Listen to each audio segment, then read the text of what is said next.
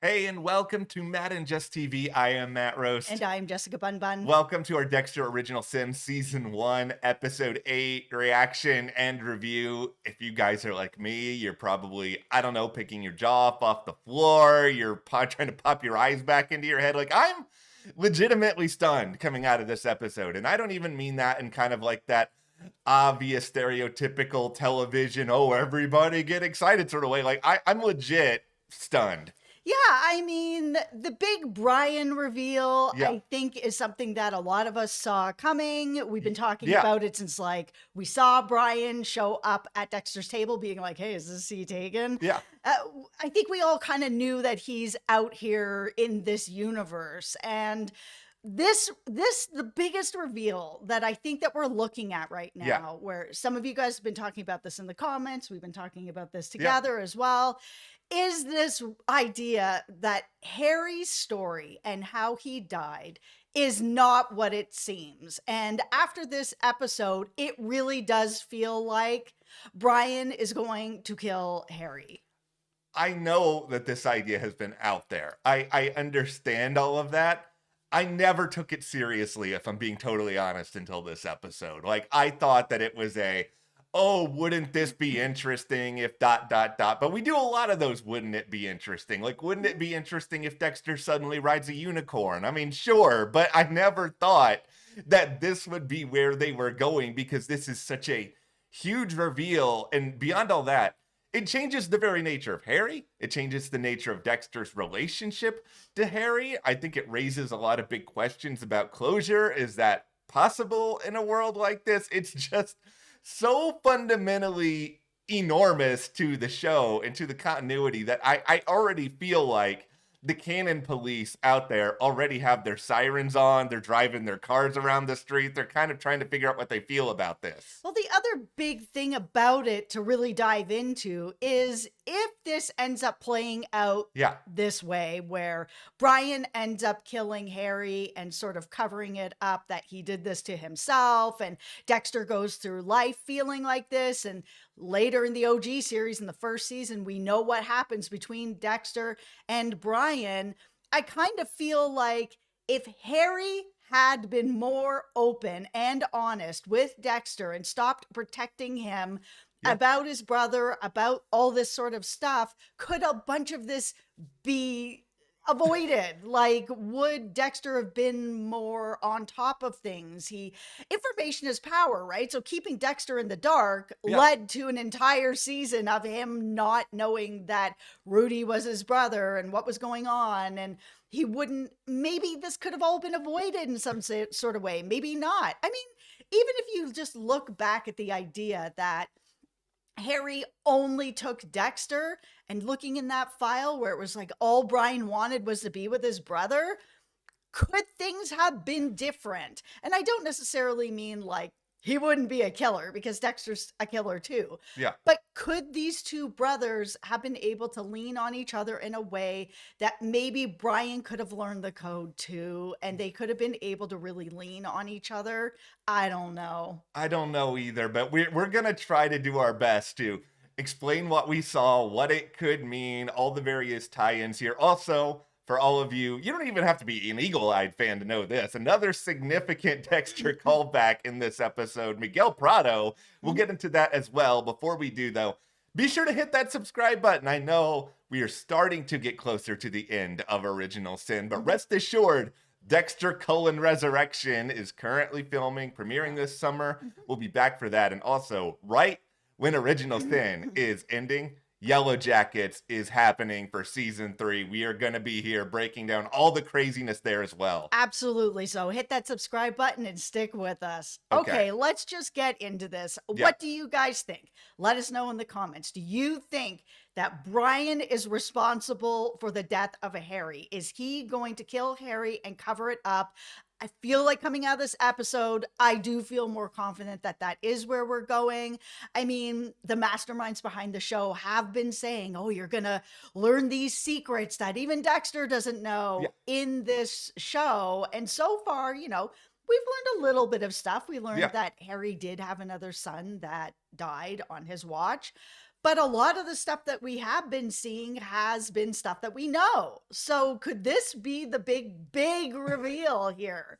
I am about 99.9% yes, this is what happens at the end of this season. And, we've been on quite a journey when it comes to Brian on Original Sin. Like, I'll admit, I didn't even recognize, oh, that could be Brian at first until you pointed it out to me in episode 2. And I was like, oh, that does look a lot Yeah, like and Brian. now it's confirmed. We Yeah. saw the file and we saw a picture of the same actor who was at the table. Yeah, and so ever since then, I think we've tried to figure out, okay, well, why did we see him? Was this just an Easter egg? Was it something a little bit more? Like you brought up this idea that maybe it's tied to the no human involved cases, and Right. that made a ton of sense. Yeah, and now we're seeing Harry putting that together as well when Yeah. he's looking through Brian's file. He sees that there was an attendant there that is one of the same people that is dead. So it's all really starting to come together for him. And that's why it's like, are we going to see this happen at the end of this season? Or is this something that's then going to kind of fold into the next season where Harry is like, he's absolutely sure that Brian is behind this, and Brian just doesn't know that Harry's on to him yet. And the next season is going to be Harry versus Brian. I am back and forth on that as well, because I kind of feel like it's all going to get wrapped up this season. And I'm not saying I necessarily want that.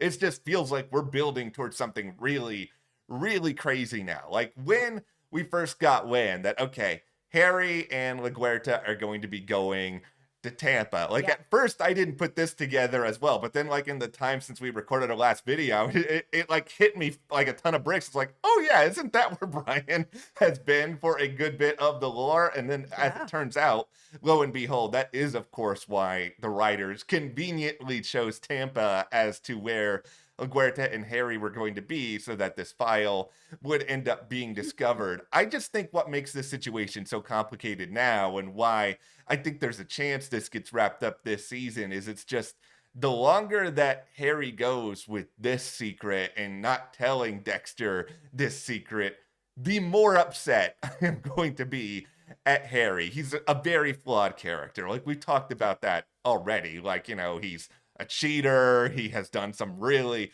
reprehensible things. I do think he cares about Dexter. I do think he's trying to protect Dexter to some extent. But the more he starts to realize that, oh, some pretty bad things are going on here when it comes to Brian, and then he just refuses to tell Dexter about it, the more and more I am just going to be just hitting my head against the wall and being like, Harry, come on. Yeah, at this point, Harry's not protecting Dexter. Harry's protecting Harry at this point. It's not about Dexter and hiding what's going on with Brian, because this is information that he should be telling Dexter if he really wants to protect Dexter and help Dexter and prepare Dexter. And we've seen that over this time that he is really preparing Dexter. He needs to be prepared for the idea that his brother is out there, his brother is killing people, and that his brother might be coming for him at some point. Yeah. This is Harry protecting Harry and Harry being selfish about this. But my biggest question here is kind of like, where does Maria fit into this? We saw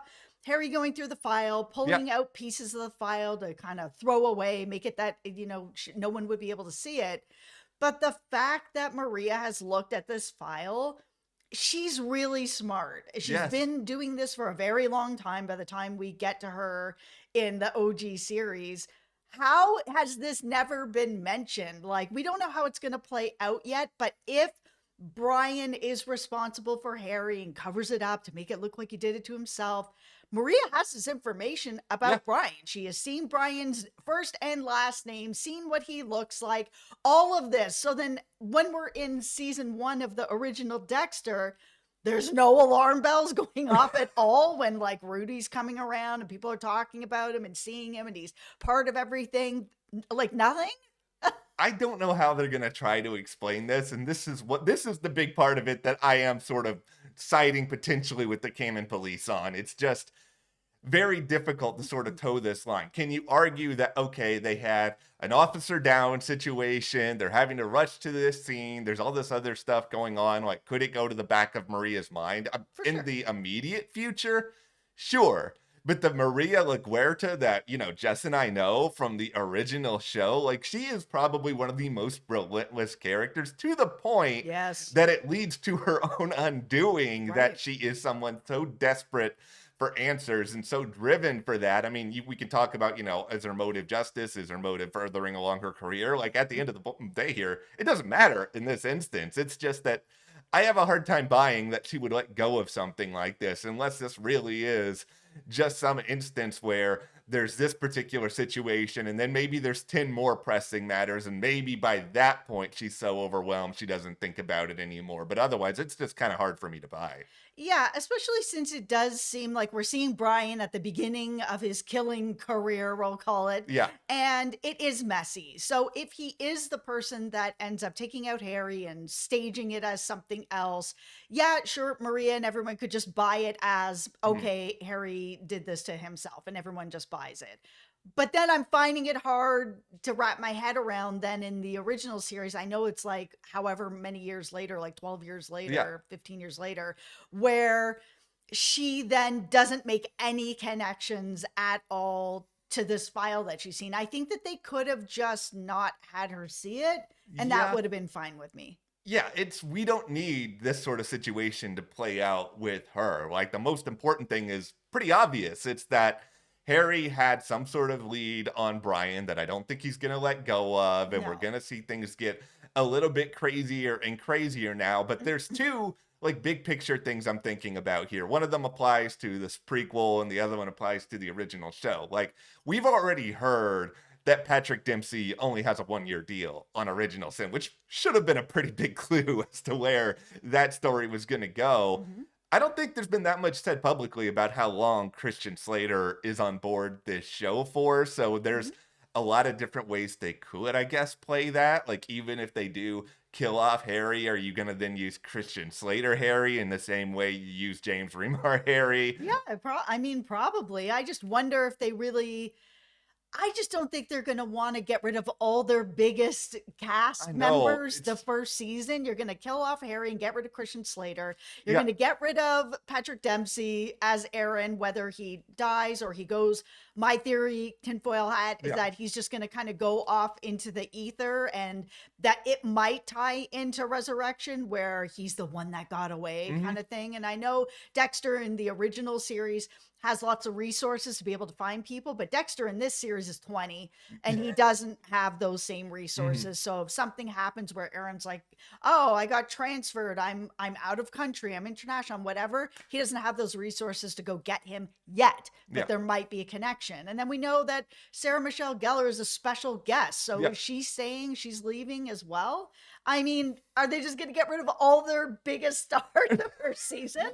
It's a good question, and it's not something I have a clear sense on. Like, I don't think I mean, I kind of feel like this Harry Brian story could be wrapped up this season, and yet I don't think Christian Slater is going to be completely gone. But this is the bigger question I'm really struggling with about this Brian Harry reveal. It's just this idea that Dexter's probably never going to know if this is really the case, because, Brian's long gone at the time in which Resurrection happens. Who's going to be able to tell him this? And I understand that in life, you don't always get closure. Some things are just sort of open-ended, but it's just, we may say that Dexter is a killer and Dexter has done terrible things. I think we all understand that, but we're all compelled to watch Dexter as a character. And it's just really sad, this idea to me that this could be the truth and that there's no mechanism in which he's ever going to be able to find out the truth. Like, that's a hard thing to accept. It is, but it is reality. And while this show is not, the most realistic, it still is rooted in reality with real people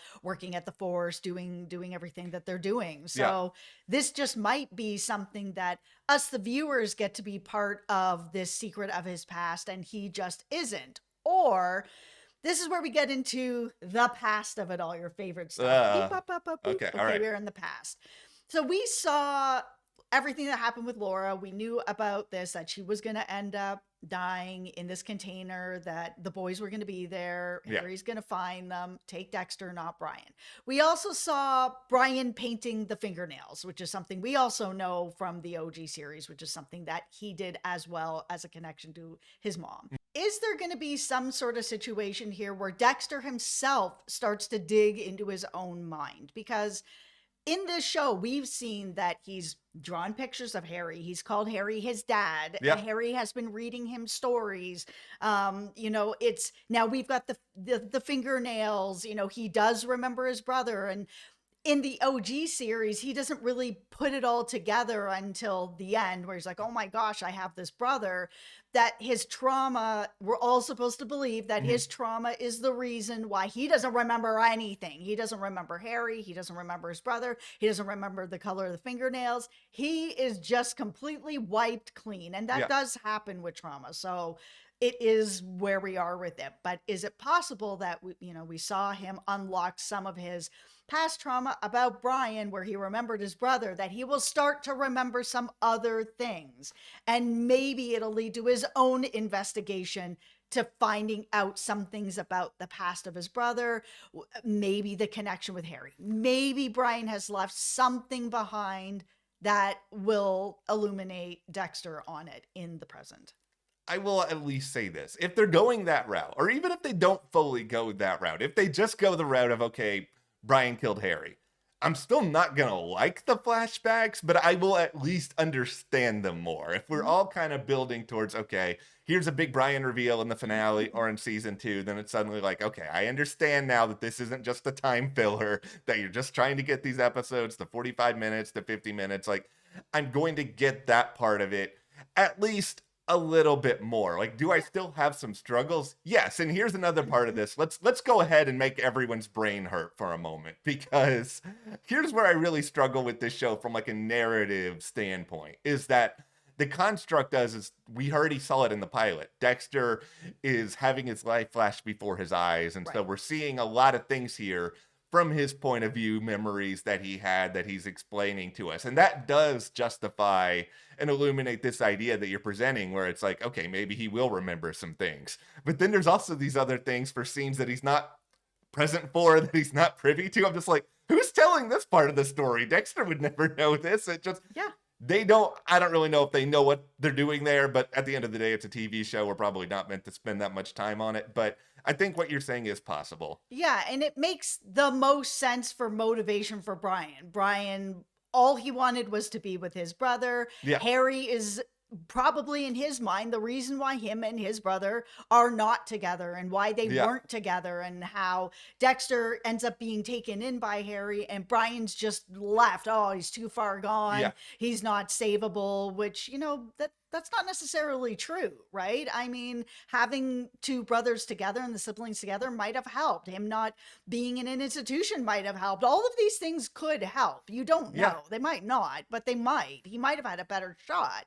So I'm sure that Brian has a lot of anger towards Harry, and if that's how it plays out, the motivation makes complete sense. You took my brother from me. You basically left me for dead. You're the reason my life turned out like this. Yeah, there is zero reason to question what Brian's motive here would be. But let's jump now over to Aaron Spencer, because you talked about this briefly, and at this point, I agree with you fully on this, and just that I don't understand how they catch Aaron and it's never brought up, especially, and I don't want to just hit too much everything we already said last week, but even in this episode, Harry is basically like to Dexter, this is someone I've known since before you were even around. 20 years. Yeah, so you're going to tell me that somebody Harry has known for 20 years, who's clearly then been a part of this department for 20 years, is caught and then never brought up. I think it's more interesting now, this idea. I'm sure we have all seen this in at least 50 different superhero shows over time. The person who is like claiming that they're a superhero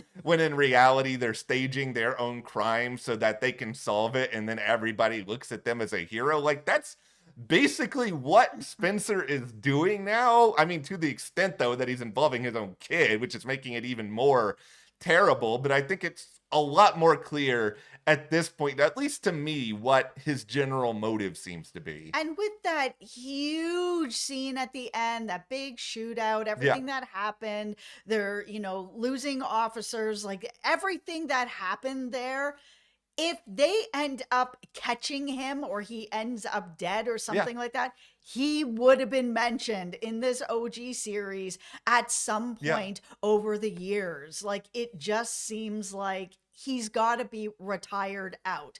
And they might be putting that together. I mean, they see that he's, of course, acting out because it's his son and they don't know what's going on, that they're like, okay, we need to, take the gun. You need to get off this case. We got to get him out of here, all that sort of stuff. That it's just like, at that point, it might be, you're going to be retired and you're going to be retired out in wherever, Portugal. So, see you later. That's how it's going to go.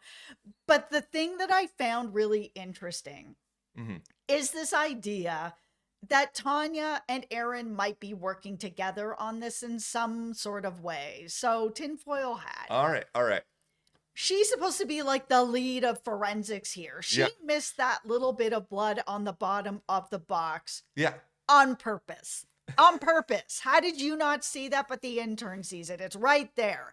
That feels very much like she was sliding that under the radar so that nothing happened to Aaron. Then we get this situation where she's like, oh, Aaron is so impressed that you found that little bit of blood that now I'm giving you all these cold cases to keep you busy. I'm like, okay.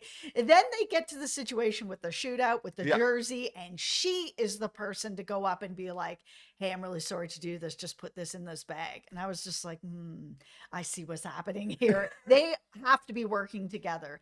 Sarah Michelle Gellar did not roll out of bed to be basically on screen for 5 minutes an episode with no real, deeper plot, unless she's just a huge Dexter fan, which of course is possible too. Yeah, it's possible she's a big Dexter fan. It's possible they just brought her. We all are. Of course. They might have just paid her so much money that she'll just be like, sure, I'll come on and read 2 lines of exposition an episode. It just feels... She's got that Buffy money forever. It just feels unlikely. I just don't buy that that's her entire purpose. I'm much more sold on this idea that they're working together after this episode than I was before, because she did miss that spot of blood. I mean, it was a piece of evidence, but maybe you're also like, okay, she just bad at her job. Is she just focusing too much on the horses at work? If she's missing something. But after this episode, I think we all have to be pretty darn suspicious of this at this point. And beyond all that, when we just talk about Aaron and what his own end game is, like, this is where I get so kind of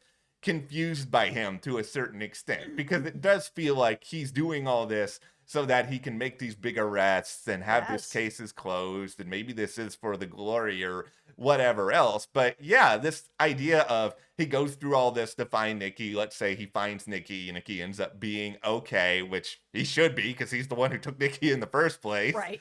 Then at the end of all this, the department is probably going to be like, you're a hero, you did all this, but you've also had a large psychological toll on you. We don't know if you can do this job anymore. It's just, if his whole idea was glory and getting this done, is he going to be that happy that he ends up basically having a forced retirement on himself? What? Did he see that coming? Or this is what he wants for his retirement. He's like, you know what? I'm getting to that age. It's almost time for me. So you know what? I'm going to go out on top. I'm going to, catch this huge organization. I'm going to get big people in a case that I've been trying to get forever. I'm going to set it up so that I'm actually able to get it. And then peace. I'm out. I'm going to take my son and go. Here's the other thing I'm going to wonder about here, and I'll put on tinfoil hat too for this. I don't think that Aaron has been doing this with the same MO for a long time, because there's no way you would be able to kind of magically keep all of that hidden. However, he's somebody who's been a part of law enforcement forever, and he's somebody who clearly has risen to the ranks to get to where he is.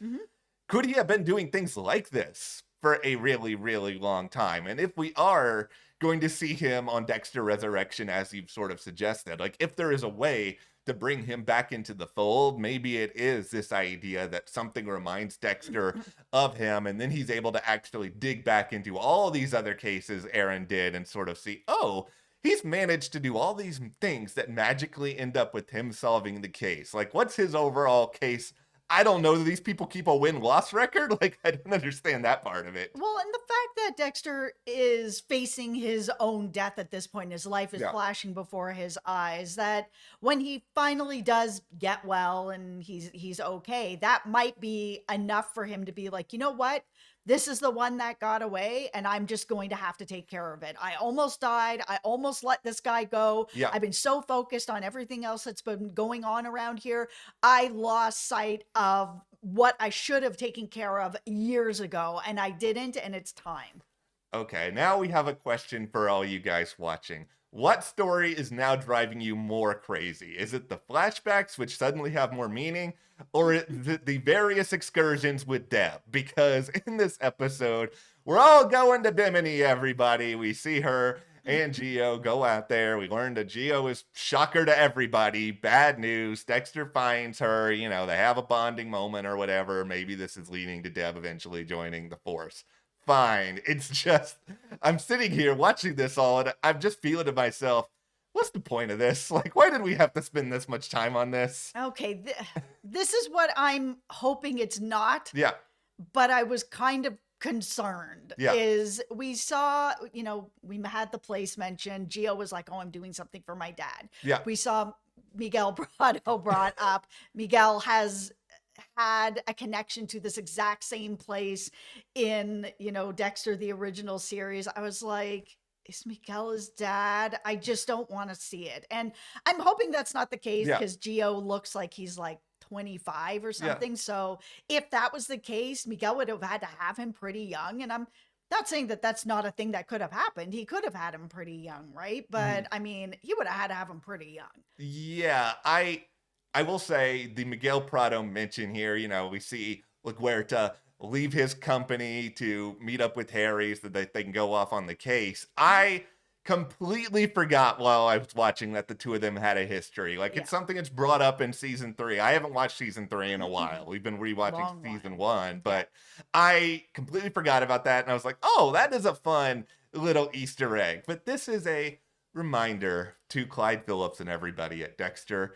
Not everything needs to be connected with, you know, duct tape and wire. It's just sometimes an Easter egg can just be an Easter egg. I don't need this to be anything more than what it is presented to be. Gio does not need to be connected to Miguel. I'm going to put my beef hat on. I didn't need to actually see Miguel at all, if I'm being honest. I feel like the show is doing a lot right, and I'm really enjoying this first season a lot.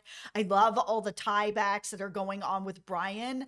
And it's enough. I don't need a tieback to every single person across the original series. It's like, it just feels like Dexter's getting cute now that they're like, oh, here's Miguel, here's this, stop it. It's season 1. If you want to bring in some more little Easter eggs in season 2 and 3 and 4 and however long the show goes on for, I'm here for it. That's great. But like, you don't need to pack it all in. It has only been 8 episodes, guys.